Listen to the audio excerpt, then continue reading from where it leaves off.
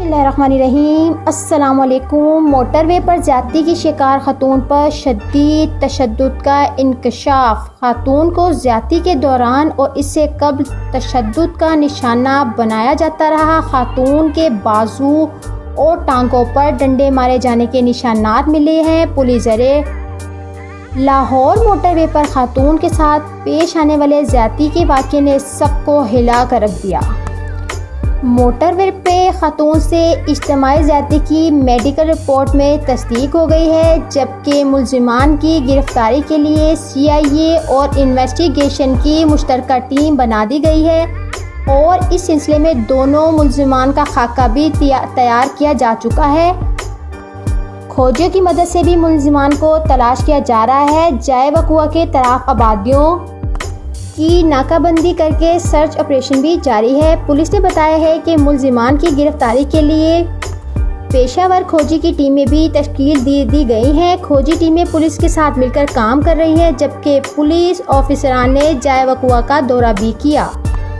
ताहम अब पुलिस ने इस सिलसिले में अहम इंकशाफात ये हैं। मीडिया रिपोर्ट में बताया गया है कि पुलिस ज़रिए का कहना है कि खातून को ज्यादती के दौरान इससे कब्ल तशद्दुद का निशाना बनाया जाता रहा। खातून के बाजू और टांगों पर डंडे मारे जाने के निशानात मिले हैं। याद रहे कि गुज़श्ता रात लाहौर के इलाके गुज्जरपुरा में खातून से दौरान डकैती मुबैना इज्तिमाई ज्यादती का वाक़या पेश आया, जहां मुल्ज़िमान ने लूटने के बाद खातून को इसके बच्चों के सामने ज्यादती का निशाना बनाकर फरार हो गए। पुलिस की तरफ से मामले पर तफ्तीश जारी है। CIA और इन्वेस्टिगेशन पुलिस ताहाल मुल्ज़िमान का सुराग ना लगा सकी।